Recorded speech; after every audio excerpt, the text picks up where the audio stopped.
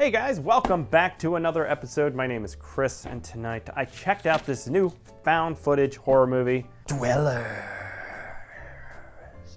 Directed by Drew Fortier and stars David Ellefson. What? Yeah, that David Ellefson of Megadeth fame, who's also a producer on this movie, and I think maybe was one of the money people behind this production. I'm not sure. So anyways, Dwellers, like I said, is a found footage horror movie. It follows this filmmaker, Drew Fortier, who's also the real life person, so it's kind of, he's playing himself. Not playing with himself, that would be a different kind of movie.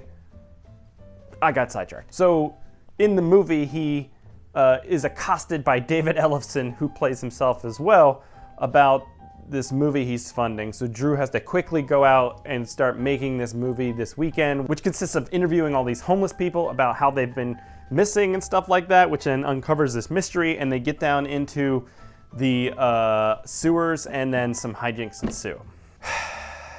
This is, man. I'm sorry, and I am empathetic to micro budget, no budget filmmaking. It's a world I live in. Made 13 short films myself. And it's hard, it's not easy. When you have no money, no locations really, stuff like that, you have to be extremely creative. And I don't want to put anyone down, but this was not a good movie and felt just very, very amateur most of the time. The idea is kind of fun. It's like the Blair Chud Project is how I would describe this. And the setting, like they actually went to what looks like a sewer. However, it looks like they maybe had access to like one hallway or one like small area of the sewer, so it gets very repetitive very quickly. All the characters in this movie are pretty annoying, and one, are not very good actors, and two, when it feels like they're improvising, it comes off as awkward and a little rough. And I get it, found footage movies, sometimes it feels like there's a complete lack of production value because they want to sell an aesthetic that feels real.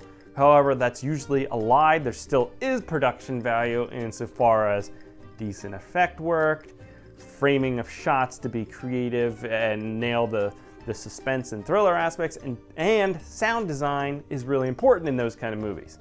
If you're doing it right, it comes off as real, but also is something that's compelling and interesting to watch.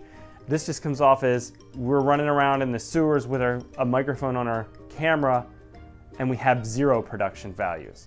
There's zero payoffs in this movie. There's a few moments where you see some gory aftermath, sort of, and the most of you see of the creature is like hands and a quick flash of a face. And it's not because they're spending the time building suspense, although maybe they think they are, to have like this big payoff moment.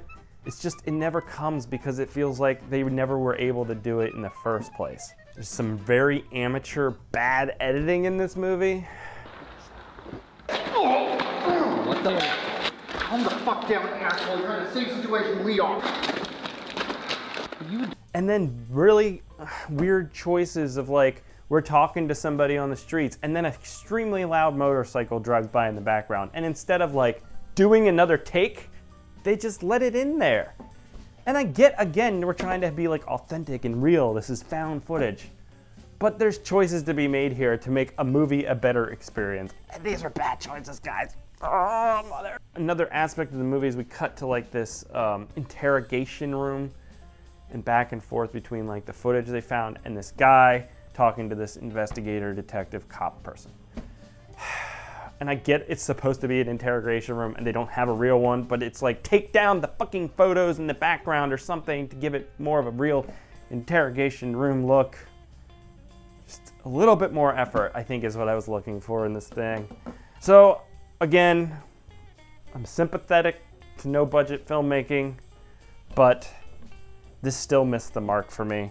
I don't know why David Ellefson is involved. Maybe he personally knows the filmmakers. I know he has this Ellefson Films, and this is, I think, the first film in that production company's launch, but yeah, give me a call, David Ellefson. I have some movies, and I could use some money to make them. So yeah, I'd probably pass on Dwellers, but if you've seen it, let me know what you think. Let me know what I should be watching. Check out the Patreon, patreon.com/badmovienightshow, and then I'll catch you here next time, guys.